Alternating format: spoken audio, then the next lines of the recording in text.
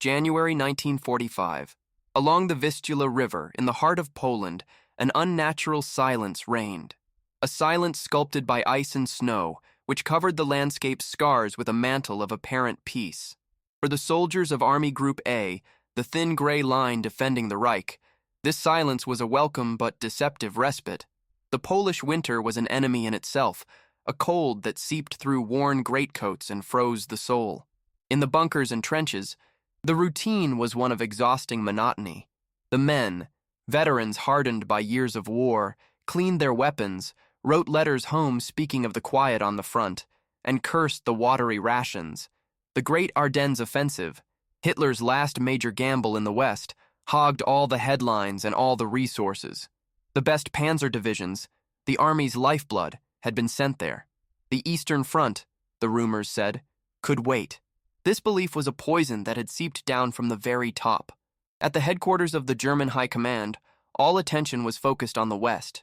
It was assumed, with an arrogance born of desperation, that the Red Army was exhausted, that after the titanic Operation Bagration of the previous summer, the Soviets would need months to refit and prepare for a new assault.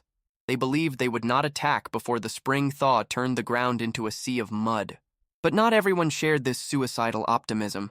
In the offices of the Army's intelligence service on the Eastern Front, General Reinhard Gehlen and his analysts saw a very different reality.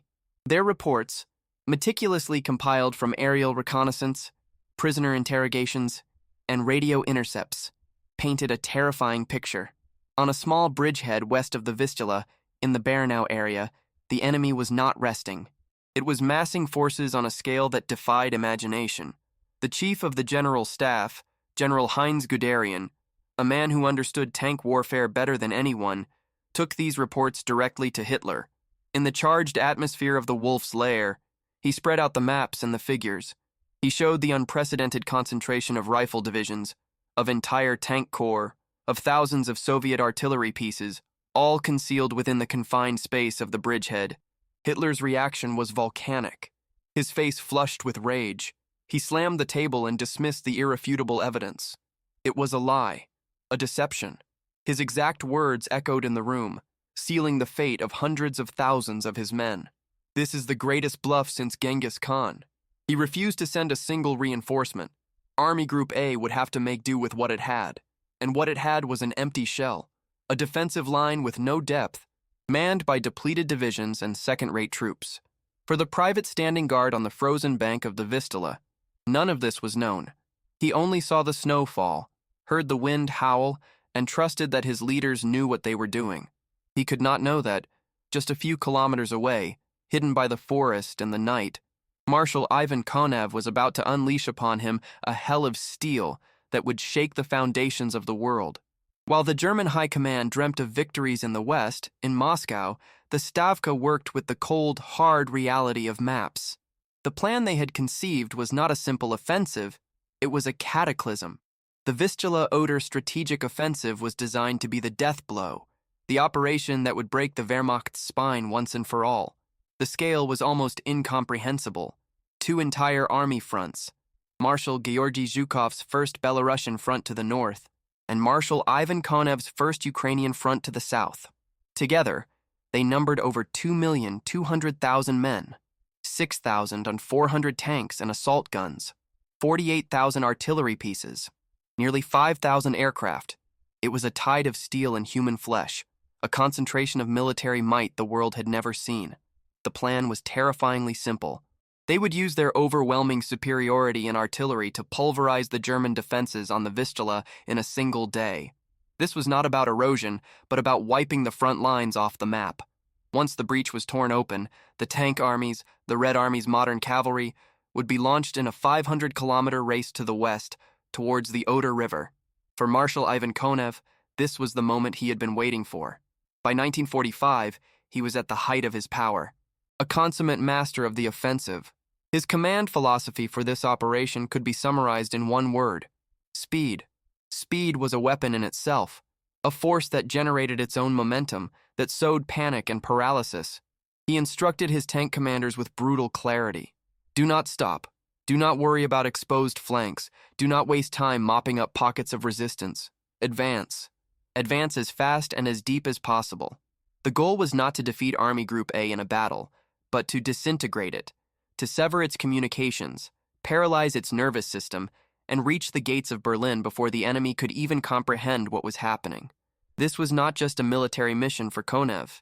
It was a personal race, a fierce competition against his eternal rival, Zhukov. Both craved the ultimate glory of taking the capital of the Reich. Zhukov had the more direct route, but Konev believed his audacity and speed could win him the final prize. And on the other side of that thin line on the Vistula, General Joseph Harpa, commander of Army Group A, was living a nightmare. He was a competent officer, aware of the mortal danger hanging over him. He saw the enemy build up, read Galen's intelligence reports, and knew his front could not withstand a large-scale attack. But his hands were tied. His desperate requests for reinforcements, for permission to conduct a tactical withdrawal to a more defensible position, were contemptuously rejected by the Führer's headquarters. He was in command of a phantom army, a force that existed on paper but lacked the actual strength to fulfill its mission. Thus, the stage was set for tragedy. On one side, a Soviet war machine tuned to perfection, led by an ambitious marshal and endowed with overwhelming force, operating with a clear and brutal plan. On the other, a weakened, poorly deployed German army, led by a supreme leadership that had lost all touch with reality. The greatest concentration of military power in history was about to be unleashed on an enemy who had refused to believe it existed. The dawn of January 12, 1945, arrived starless, under an overcast sky and a premonitory silence. The air was so cold it burned the lungs. In the German trenches, sentries fought off sleep, unaware they were living the last minutes of their world. There was no formal ultimatum, no declaration. Konev's decision was communicated not with words, but with fire. At 5 a.m, without warning, the eastern horizon became an artificial sun. A thunder that was not of the heavens, but of the earth, shook the continent.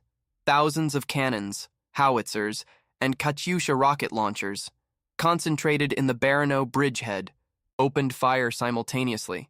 It was not a bombardment. It was an act of geological annihilation.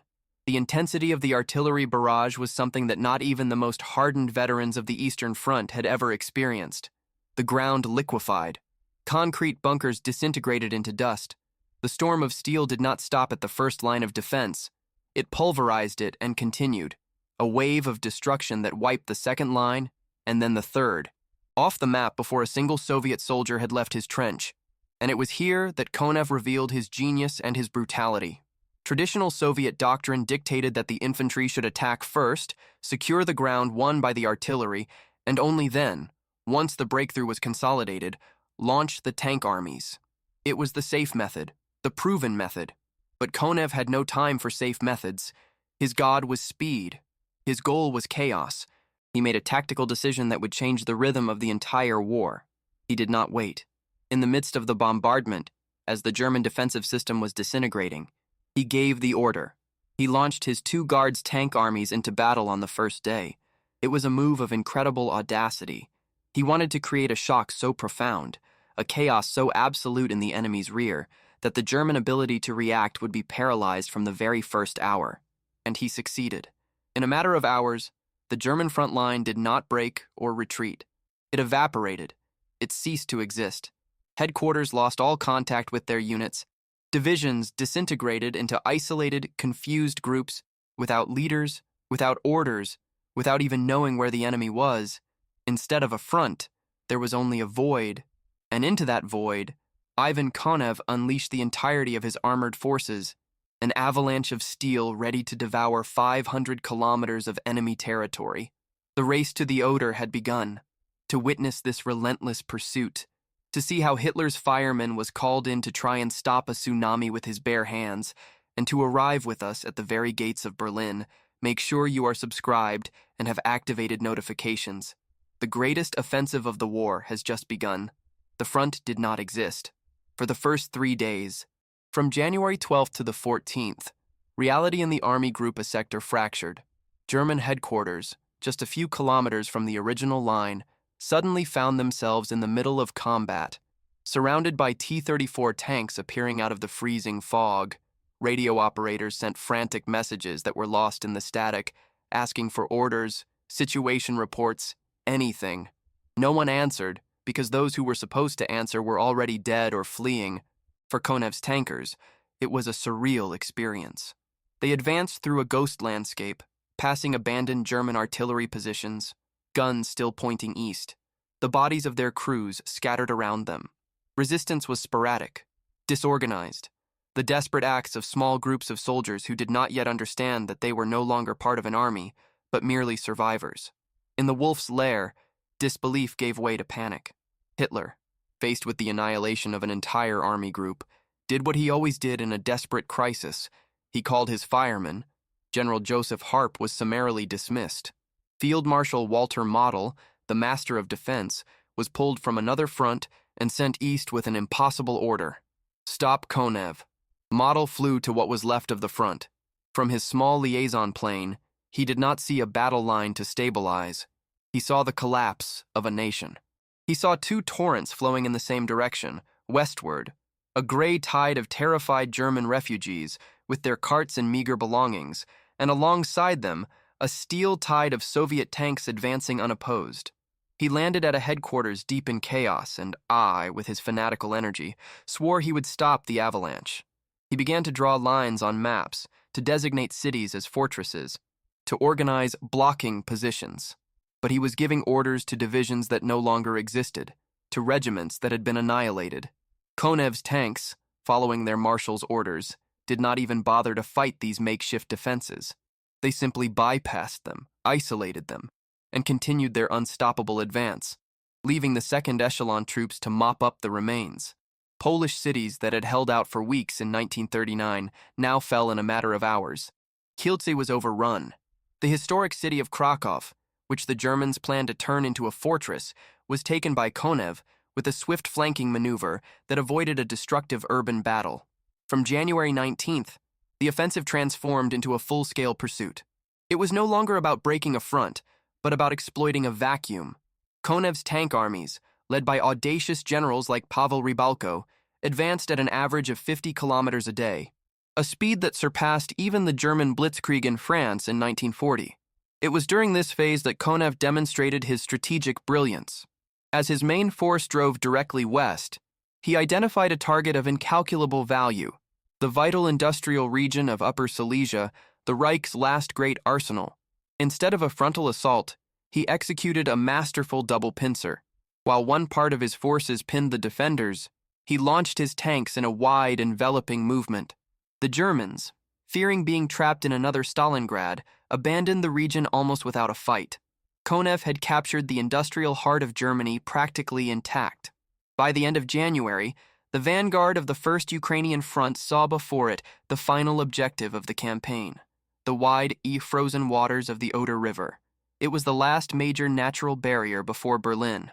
For any other army, after an advance of nearly 500 kilometers, it would have been time to pause, regroup, bring up supplies. But Konev did not know the word pause. Speed was his only religion. Without stopping for a moment, he ordered his vanguard troops to cross the river. On the night of January 23rd, in the area of Steinau, the first Soviet soldiers crossed the Oder in assault boats, on makeshift rafts, under the sporadic fire of stunned German defenders. Shortly after, they found sections where the ice was thick enough, and engineers began to work frantically to establish pontoon bridges. In the first days of February, Konev had not only reached the Oder, he had crossed it in force, establishing multiple, solid bridgeheads on the western bank. On German soil, the trap was closed. It was not an encirclement of men, as at Korsun. It was something much larger and more definitive, the strategic encirclement of the Reich itself. From Konev's new positions, less than 70 kilometers away, one could almost hear the agonized heartbeat of Berlin. The collapse of Army Group A was not a defeat. It was a disintegration. The speed of Konev's advance acted like a solvent, wiping one of the German army's main formations off the map. The losses were catastrophic, a hemorrhage from which recovery was impossible. Nearly 400,000 men were erased from the combat rosters, killed, wounded, or, for the most part, captured by the unstoppable Soviet columns. 35 German divisions, in practice, ceased to exist. Walter Model, the fireman, found himself in the middle of an inferno he could not extinguish. He had no divisions to move, no fronts to stabilize. His task was reduced to desperate improvisation. He gathered whatever he could find: replacement battalions, Luftwaffe ground crews who had never seen combat, sailors from Baltic naval bases, and even old men and boys from the Volkssturm, the People's Militia. With these scraps, he tried to weave a new defensive line along the Oder. It was a paper defense, a net with holes so large that entire armies could pass through them. The domino effect was immediate and devastating. The advance of Konev and Zhukov had torn a gap hundreds of kilometers wide in the Eastern Front. This completely isolated Army Group North, trapped in East Prussia, condemning it to a slow, agonizing destruction. The road to Berlin, the capital of the Reich, was now defended by a skeletal force, a mirage of an army. The psychological impact was perhaps even more profound than the military one. Throughout eastern Germany, from Silesia to Pomerania, panic seized the civilian population. Stories, often exaggerated by Goebbels' propaganda but with a terrifying kernel of truth, about the brutality of the Red Army unleashed a massive exodus. Millions of refugees, mostly women, children, and the elderly, took to the frozen roads, fleeing westward in a desperate attempt to escape the Soviet advance. Their columns of carts and wagons soon mingled with the retreating remnants of the army, creating a logistical chaos that further hampered any attempt at an organized defense. The Reich, which had brought war and destruction to others, now felt the terror in its own home. The war had come back to where it began. In just 3 weeks, the map of Europe had been redrawn with the tip of a Soviet bayonet. The Red Army had advanced nearly 500 kilometers, a strategic leap unprecedented in modern military history. The front line, which for months had been anchored in central Poland, now stood at the gates of Berlin. The Vistula-Oder offensive had not been a battle. It had been a lightning conquest. The final statistics were the autopsy of an army, Army Group A, which on paper represented the Reich's main defensive bulwark in the east, had been annihilated. Nearly 400,000 of its men and virtually all of its heavy equipment were lost forever. 35 German divisions, with all their history and their standards, were wiped off the map, shattered by Konev's avalanche. In the long term, this offensive was the mortal blow. It made the final defeat of Nazi Germany no longer a possibility, but a simple matter of time. It destroyed the Wehrmacht's ability to mount any kind of coherent defense in the east. The front was no longer broken. It had ceased to exist. The war had come home, and there was nothing left that could stop the tide. And amidst the ruins of his oath, Field Marshal Walter Model, the Führer's legendary fireman, could not put out the blaze. He was consumed by it. Though he continued to fight with fanatical energy for a few more weeks, the defeat on the Vistula had broken him. Months later, trapped in the Ruhr pocket on the Western Front and refusing to surrender, the man who swore to stop the impossible would meet his own end. He walked into a forest and took his own life, the tragic epilogue for a soldier whose blind loyalty and defensive genius were smashed against the unstoppable force of history.